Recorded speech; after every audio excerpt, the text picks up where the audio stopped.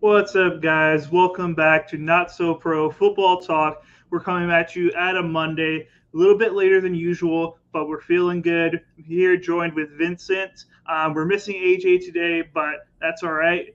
He will be back in our future videos. Don't worry, he will be back. I know you guys are going to miss him this one. But Vincent, I want to start off this episode. Now that we don't have AJ hosting the show, let's get a little fun. Let's have some fun on this podcast. AJ always holds us back. I want to ask you, what is your favorite type of animal? What's your favorite type of animal? I don't know, man. I think for all of us in high school, our mascot was always the lions. Yeah, but that's true. There's also some other cool jungle cats like tigers, leopards. But also there's some cougars too, Those are pretty cool. Are you a Zach Wilson fan then? Oh, man, big Zach Wilson fan. He's not back, but he speaks some facts. He's a little behind the scenes there doing some things. Yeah. We're not going to talk too much about it just because there's a lot of unconfirmed reports about Zach Wilson. But apparently, according to reports from his ex-girlfriend, he's a fan of cougars. But we will not speak any life into these reports. We are a facts-based podcast. We're keeping this real over here. But you guys do your own research. The internet has a lot of wild claims. So you guys look into that. But today, we are reacting to the Madden ranking ratings that just came out for tight ends and wide receivers.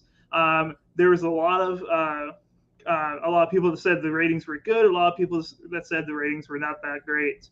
So we'll be taking a look at those and giving you guys our honest opinions about it. Vincent, what are your thoughts of how the ratings in past years? The past few years, there was quite a few 99s, and I feel like there was a lot of lashback on that. They were like, there's too many 99s at each position. So now they really, really cut back, and there's not very many 99s at each position.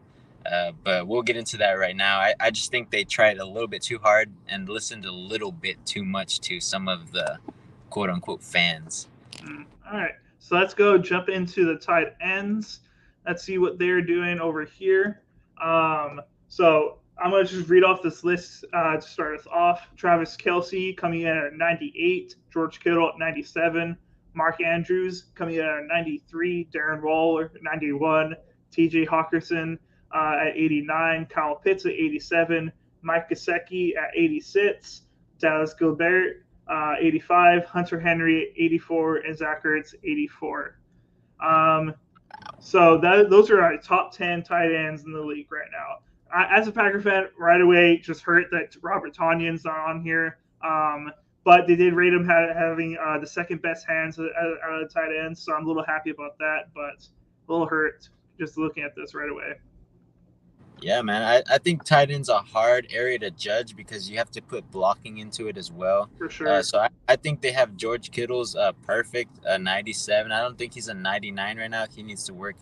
Not so much he needs to work on it, but that offense isn't centered around him. So he's not quite up there like a 98, 99, just like Travis Kelce is, because this year I feel like Travis Kelce is going to reach up to a 99 because the offense might run through him a little bit more than usual, just because Tyreek Hill is gone. But, it's hard to rate tight ends, in my opinion, in NFL, so I'm not too surprised. But there is a big gap from number 2 to 3, in my opinion.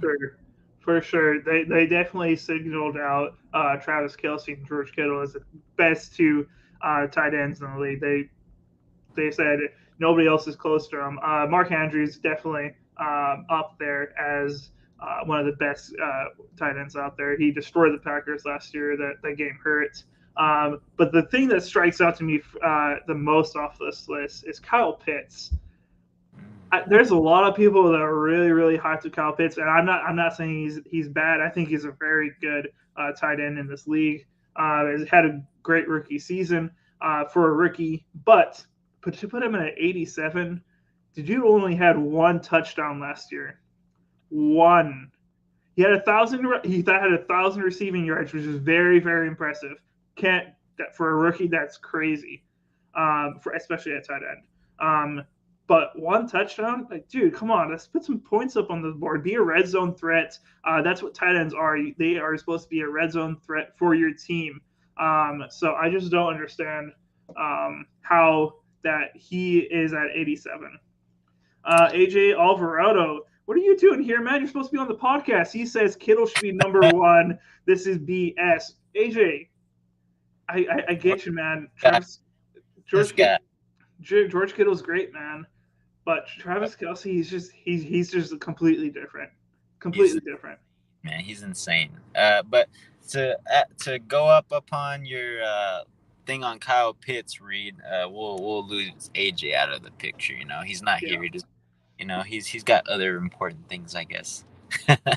No, but Kyle Pitts, he's a great player. Don't get me wrong. 1,000 yards for a rookie tight end in an offense that was not so great at all. I can't remember their record, but I feel like it was something like 4-12.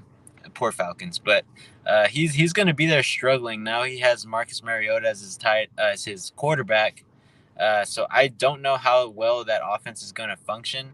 But I may think that I agree with you, and Kyle Pitts is going to have his highest rating at 87, just how it is now, and it may go down just because of how that offense is going to run now that Mr. Matt Ryan is gone, and they just have Marcus Mariota to feed whoever else is there. I mean, they have Patterson, they have Kyle Pitts, and I mean, they really don't have too many options there. But we'll see what happens.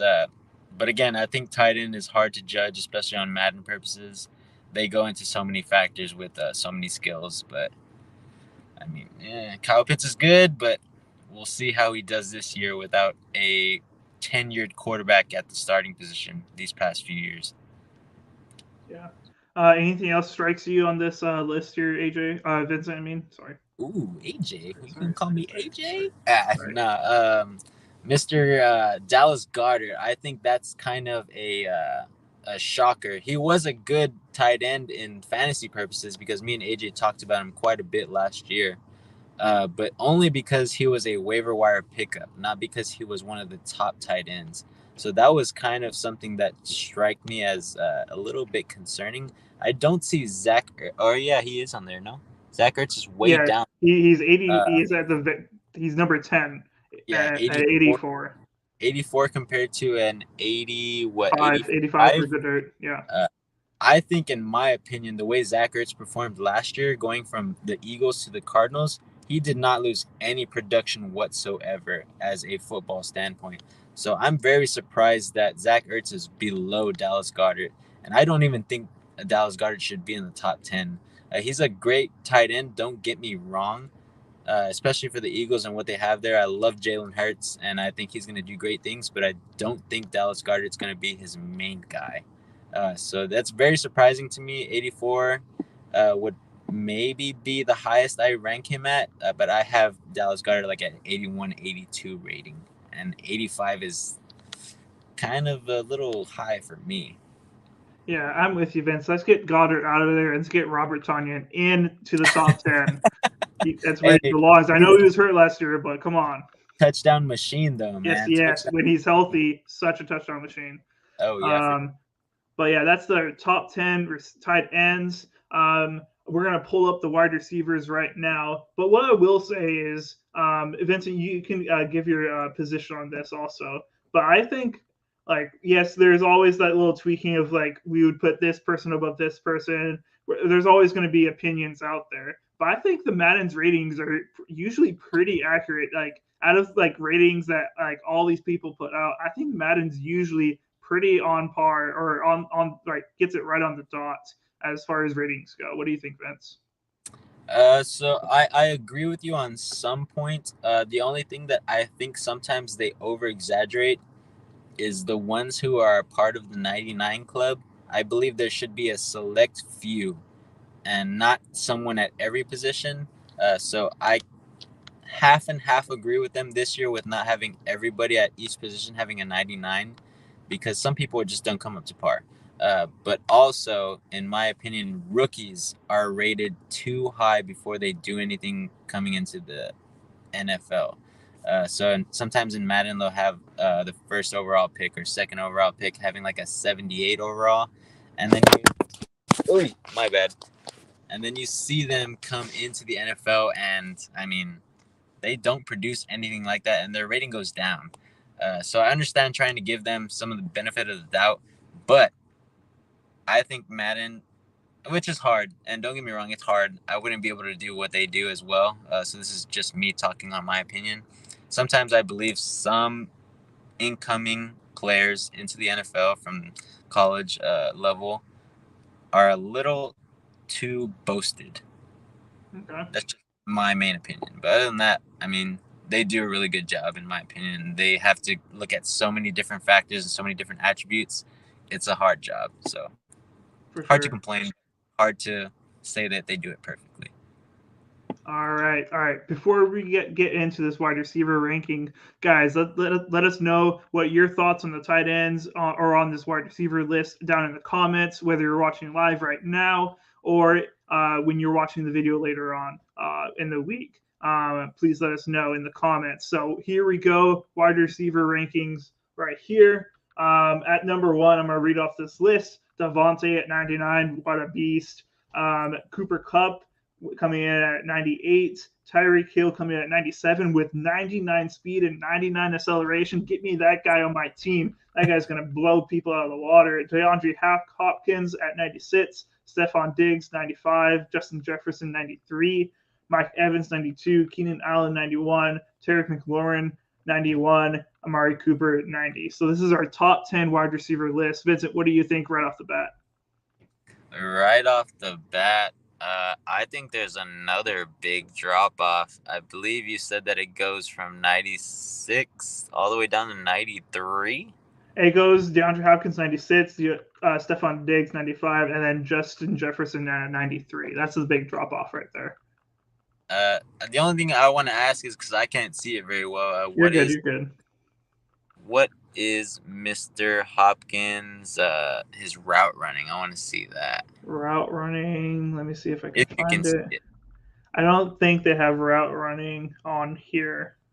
I don't see it. Just because I think, don't get me wrong, Hopkins is a great wide receiver, but I believe some of his route running has faltered just a little bit just because of his performance level. And I mean, you can attribute it to his fine or his, how can I say it? That they're fining him and taking him out of 6 games, I believe, because of that. The PEDS drugs took, or performance enhancement drugs that they supposedly caught him on. So, in my opinion, I think that he's slowing down a little bit. So to have him so high still is a little bit concerning. Don't get me wrong. Again, he is a great wide receiver, but sometimes I feel like they boast them too much when some stuff like this happens, where they are caught with PEDs or they are caught with an injury at the end of the season, and they still have them rated so high. It's just a little concerning to me, you know.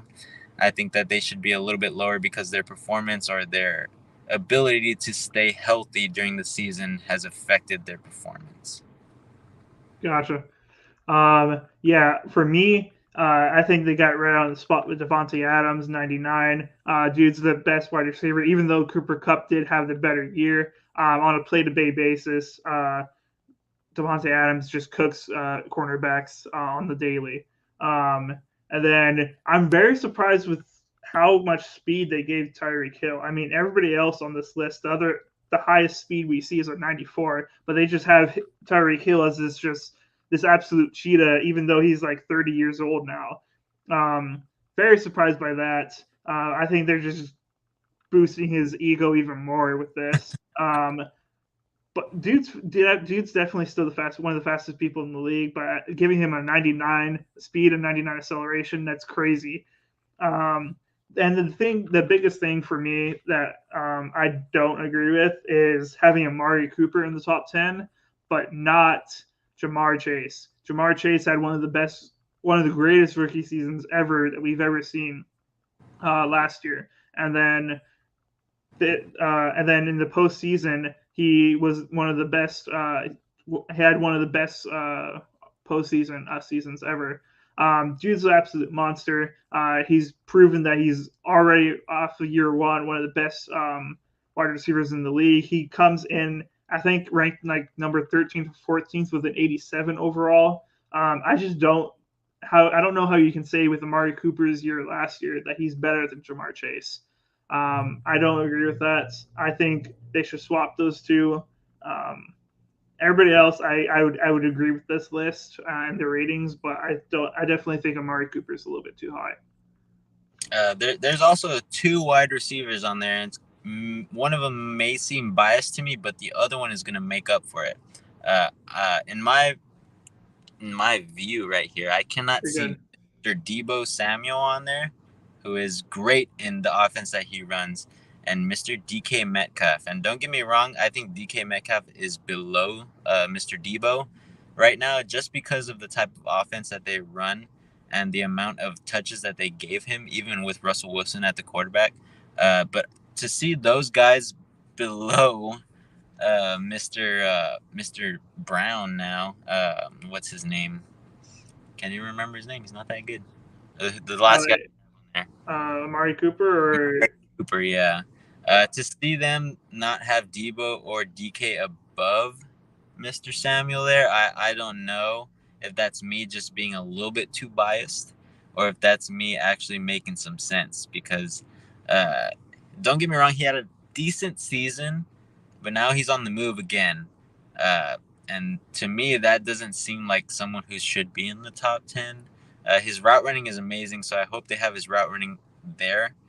But his production compared to other receivers is not top 10 worthy to me.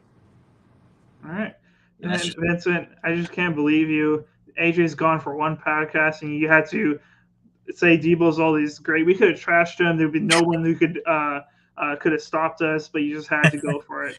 Hey, man, he's still my friend, at the end of the day, but well, I mean, I got to give him some love here every now and then, especially out there doing other things, Vital Elite says Deontay Johnson should be 88 or 89. I definitely agree with that. I don't have his ratings on me, or I'm not positive where he ended up getting rated. But I definitely agree with that. Deontay Johnson is a monster. He has a pure talent. Do I think he should have better rating than Deebo or DK or Jamar Chase? I don't know about that, but he definitely should be ranked that high, in my opinion. Yeah, man. I think receiver is so hard because the top 10 is a little bit difficult because there are 32 teams, so there are 32 number one wide receivers. So again, props to the Madden analysts that do all of this, these ratings on the attributes and everything, and compiling everything to get these ratings that are listed here for the top 10. But again, I mean, I don't know if sometimes these analysts are biased just like us, but I like to believe that they aren't, and maybe we're just the biased ones, so maybe they're getting it exactly right. But again, we don't know. Vital Elite says they think they have him at 87. If they do, I mean, it's just a couple points off. Deontay Johnson has a massive game one or game two. They'll boost him up into those 88, 89 ratings. He'll get there as long as he shows up and as long as he has a quarterback that can throw him the ball. He definitely will be moving up, I believe. But going off this list, I remember hearing that Justin Jefferson said earlier, and I'm going to pull up his full comment, that he is going to be the best wide receiver at the end of this year. So let me pull up his full comment right here. Jefferson said, "I'll say after this year, I'll be the best wide receiver in the NFL. I definitely have to give it to Devontae Adams. As of now, him being so crazy and dynamic on the field, his route running is crazy. So I definitely have to give it to him. But I'm pretty sure after this year, it's going to be me. And honestly, it's very hard to say that he can't be. I mean, they have him rated at number 6 right here, and all those guys above him. Yes, I think they definitely have the chance to be better than him. But at the same time, I think he has a good chance to be better than him. Them. Yeah, man. I mean, it's only gonna be his 4th year in the league, I Third believe. year. Third. Oh, third. Oh my Yeah. goodness. He has Even 1,600 better. yards last year and 10 touchdowns. That's so insane. Yep. Don't get me wrong. He's gonna be a great receiver again. I think the only thing that's gonna hold him back is the offensive scheme that they have. The Vikings do a half and half run and pass game, and they also have what's his name? I can't remember their receiver 2, but he used to be the receiver 1. I can't remember his name off the top of my head. Thielen. Adam Thielen, there you go. He goes so unnoticed. We talked about him in the last live podcast that we had, and I just think Adam Thielen is gonna take too much into his production because he's such a great route runner. But Justin Jefferson is gonna be great again. Don't get me wrong, but I don't think he's gonna have the production just yet to be the number 1 in the NFL. But he does have the possibility of doing that within his career at least once or twice. I believe that with my entire being, because he's just so quick, so agile, and he has great route running as well. But he just has another receiver there that can rival him, even though he's still older than him. It's just hard, especially with Kirk Cousins at quarterback. He's not the best. He's not like Aaron Rodgers, and Devontae Adams had Aaron Rodgers to help him with that, and he was the only number 1 option. Just like you said, he takes up most of the production there when he was with the Packers. So it's going to be hard for Justin Jefferson to match Devontae Adams, but he's got a good chance of doing it sometime in his career. So props to him. He's speaking truth, but maybe just not this season. Vital Elite says, I seen it. I think he could be top 2. Should be Adams, Cup, JJ, Justin Jefferson, Chase, and then Diggs. I definitely see that could happen, and I don't think Adams is going to have that good of a year. But okay, going off of what you said, Vincent. If I'm not speaking as a biased Packer fan who thinks the Vikings suck and whatever, if I'm looking at unbiased right now, the offense of the Vikings has the potential to be very, very good this year. The past 3 years, or I forget how long Mike Zimmer has been the head coach of the Vikings.